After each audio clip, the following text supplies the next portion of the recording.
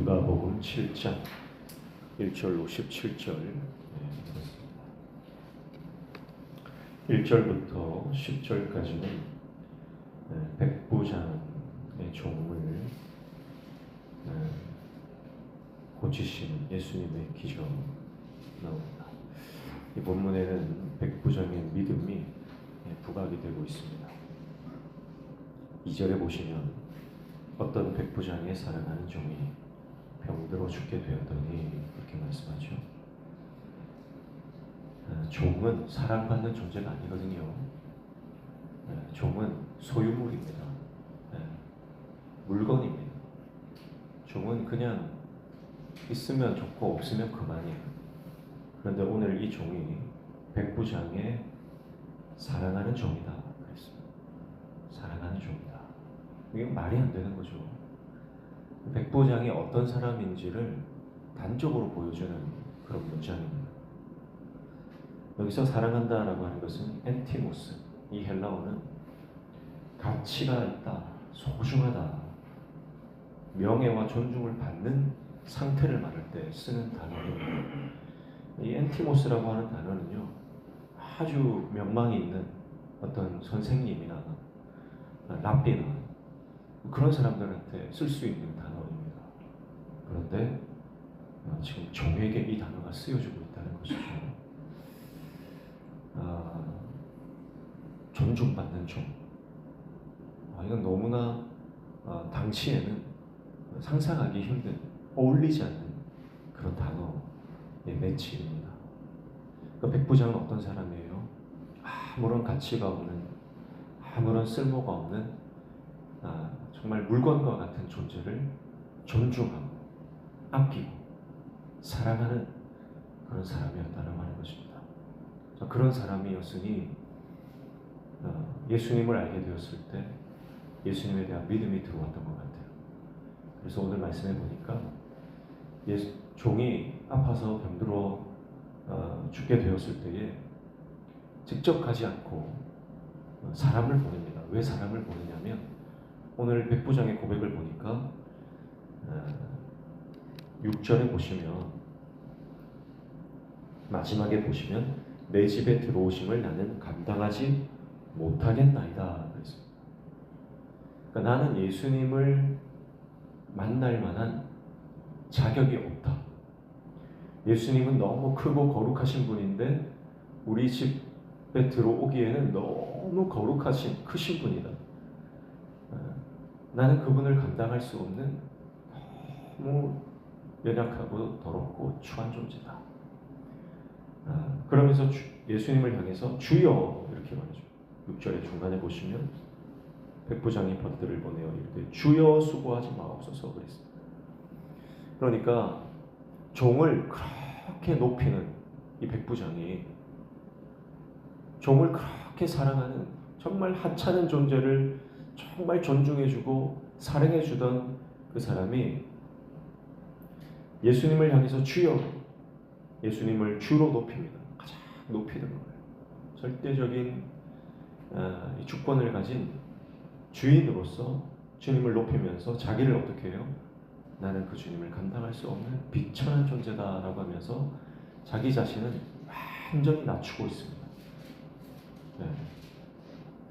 그러면서 7절에 보면 그러므로 내가 주께 나아가기도 감당하지 못할 줄 알았나이다. 말씀만 하사 내 하인을 낫게 하소서 그랬어요. 말씀만 하사.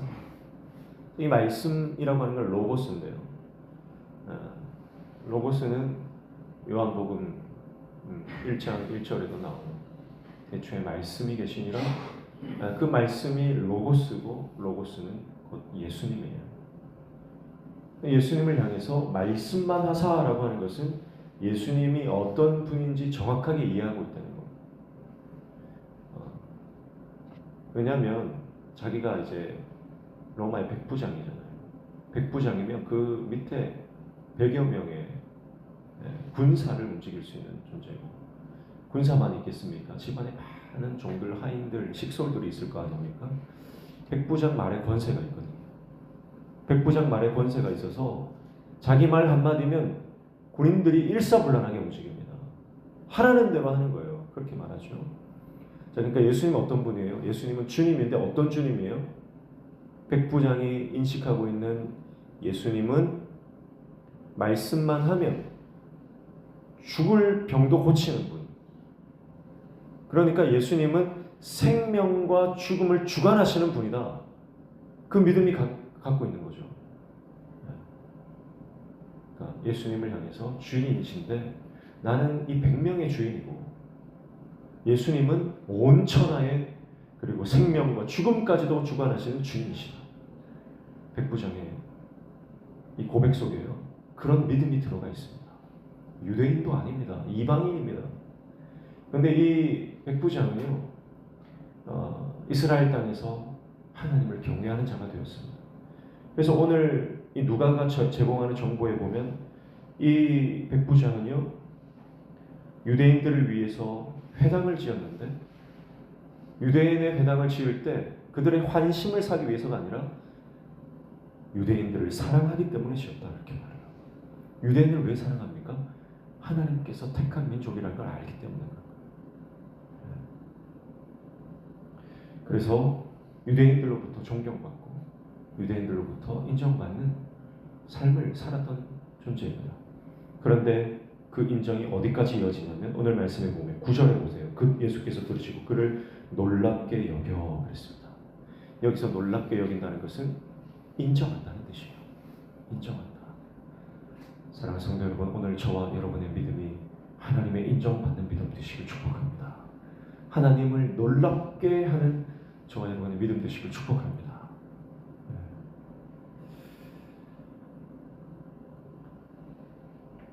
그래서 보낸 무리들이 집에 돌아가 보니까 종이 이미 나아 있었다. 종이 이미 나아 있었다. 그래서 예수님께서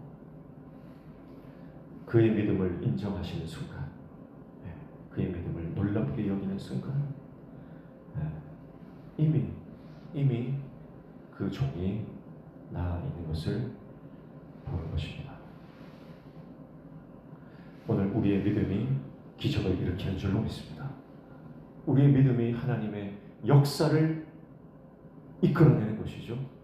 우리가 하나님 앞에 믿음으로 정말 세상이 이해하지 못하는 정말 하나님께서 놀라시는 그 믿음으로 나아갈 때 여러분 우리의 가정에 우리의 삶에 우리 공동체에 놀라운 기적의 역사들이 일어나게 될 줄로 믿습니다. 11절부터 17절까지는 과부의 아들을 살리시는 내용이 나옵니다. 11절 보시면 그 후에 예수께서 나인이라는 성으로 가실새 제자와 많은 무리가 동행하더니 나인 성으로 가셨는데요. 12절에 성문에 가까이 이르실 때에 사람들이 한 죽은 자를 메고 나오니 이는 한 어머니의 독자요 그의 어머니는 과부라. 그 성에 많은 사람도 그와 함께 나오거늘 했습니다. 나인 성에 가시는데 그 성문 입구에 장례 행렬이 지나고 있습니다.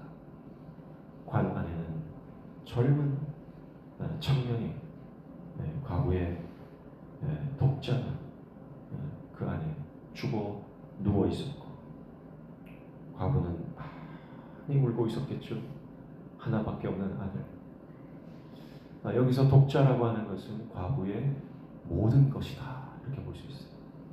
남편 죽었죠. 과부가 됐습니다. 아들 하나 있는데 그 아들 하나마저 죽었다. 모든 기대를 아들에게 걸었을 것이고 이 과부의 모든 소망은 이 하나밖에 없는 아들에게 있었을 거예요. 자신의 모든 것이고 눈에 넣어도 아프지 않을 아들인데 그만 죽고 말았습니다. 이 과부의 절망, 과부의 이 아픈 마음 주님이 아십니다. 그래서 뭐라고 말씀하세요? 과부를 보시고 13절 불쌍히 여기사 울지 말라 하시고 그랬습니다. 불쌍히 여기사 울지 말라. 그러면서 관에 손을 대시고 청년아 일어나라. 청년아 일어나라. 그랬더니 이 청년이 살아납니다. 그리고 어머니에게 돌려주었다.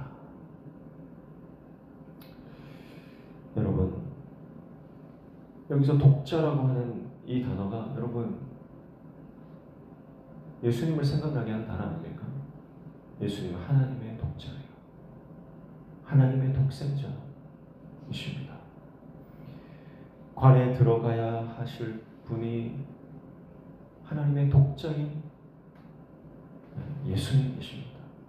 그래서 그 과부의 독자를 관에서 끄집어내 주십니다. 너는 나와라. 내가 들어갈 거야. 하나님의 독생자인 예수 그리스도, 그분 자신이 죽음 안으로 들어가기로 결정하신 것입니다. 그래서 과부의 독자를 빼내어 주십니다. 여러분, 그래서 과부의 인생이 완전히 바뀌는 거죠. 어쩌면 과부는 독자에게, 자기 아들에게 모든 희망을 걸었을 것입니다. 그런데 예수님을 만나고 그가 아들을 살려주셨을 때 과부는 더 이상 아들이 소망이 아니라 예수 그리스도가 소망인 인생으로 바뀌게 되는 줄 믿습니다. 여러분,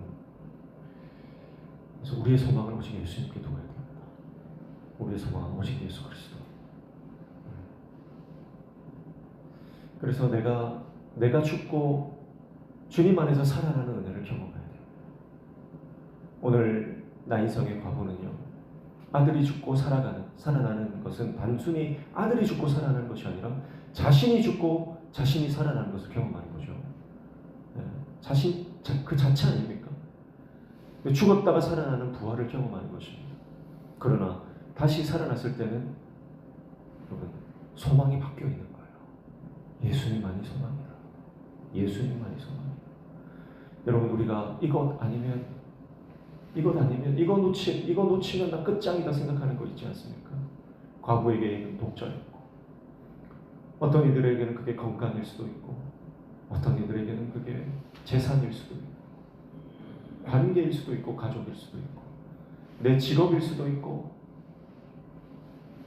여러분, 그런데 그게 주님 안에서 죽고 완전히 가치가 바뀐 부활을 경험해야 하는 것입니다.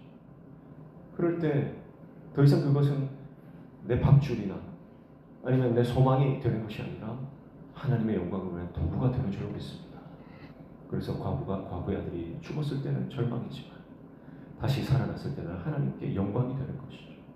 오늘 우리가 주님 안에서 죽고 다시 살아날 때 여러분, 우리가 주님의 영광을 위해서 살아가는 그런 인생의 놀라운 변화가 일어나게 될 줄로 믿습니다. 죽음에서 부활한 이 청년의 사건을 통해서 예수님께서 말씀하신 게 뭡니까? 예수님께서 그 자리에 대신 들어가셔요. 내가 그 자리에 대신 들어갈 것이다.